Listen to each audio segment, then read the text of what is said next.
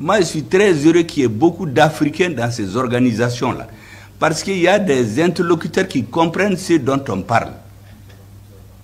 Parce que d'autres ne comprennent pas. Moi, je sais que tout ce que je vais dire là, il y a des spécialistes qui vont l'examiner dans les pays européens. Ils vont s'asseoir pour étudier, regarder ses yeux, regarder ses mains, sa gestuelle, qu'est-ce qu'il y a en dessous. Il faut qu'on règle son compte.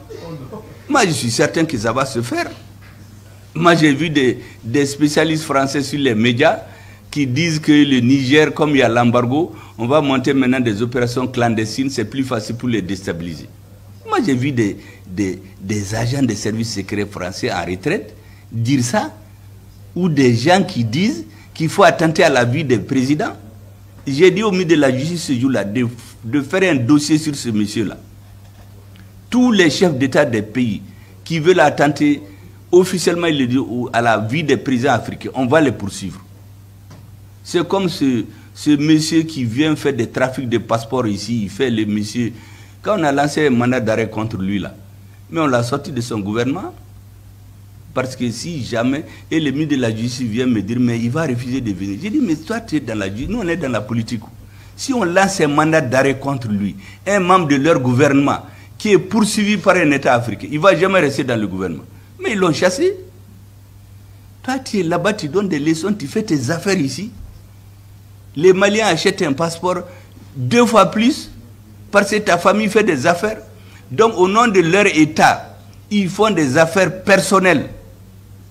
J'ai dit, le peuple français n'est pas un adversaire du peuple malien.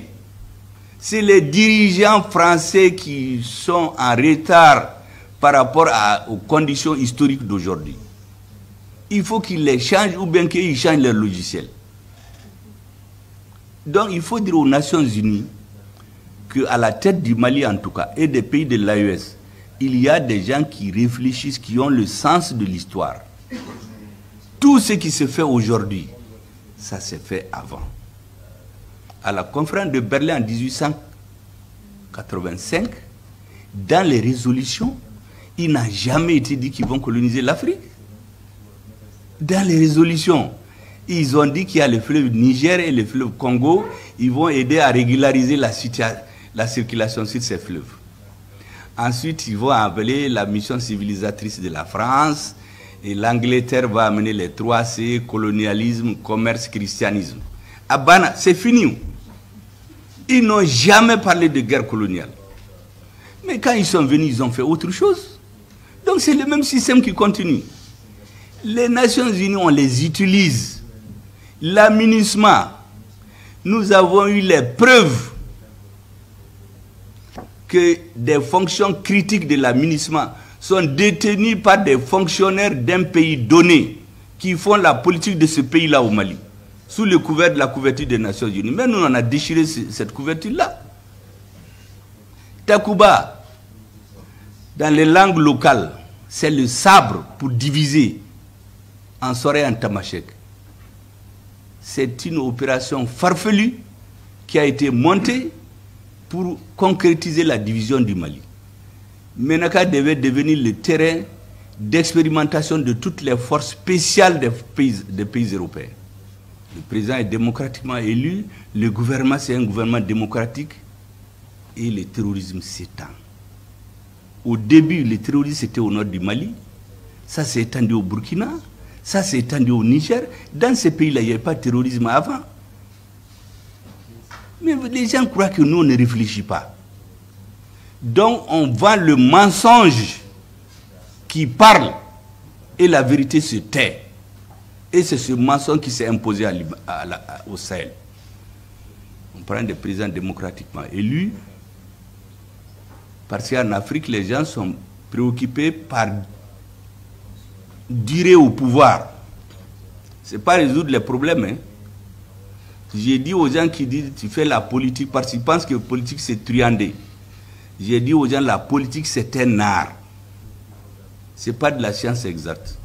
C'est l'art de réaliser ce qui est possible et de rendre possible ce qui est nécessaire.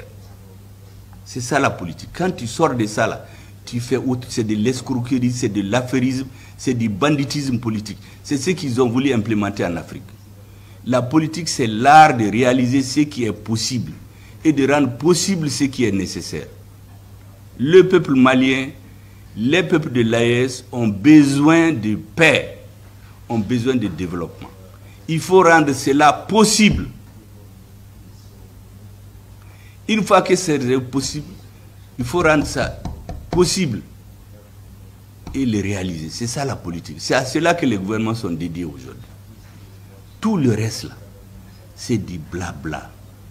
Tous les peuples sont amis. Nous ne sommes pas des adversaires des peuples français, des peuples européens. Tous les pays cherchent à défendre leurs intérêts, point à la ligne. Vous voyez actuellement, sommet Afrique-Russie, Afrique-France, Afrique-Chine, Afrique-Corée du Sud, Afrique-Japon. Mais tous ces pays-là, c'est leurs intérêts. L'Afrique est devenue la belle femme, tout le monde veut être son fiancé, mais tu ne veux jamais la marier. Vous voulez juste au détour d'un sommet, dire que vous allez investir 20 milliards pour le développement et ainsi de suite, mais ça ne peut pas continuer.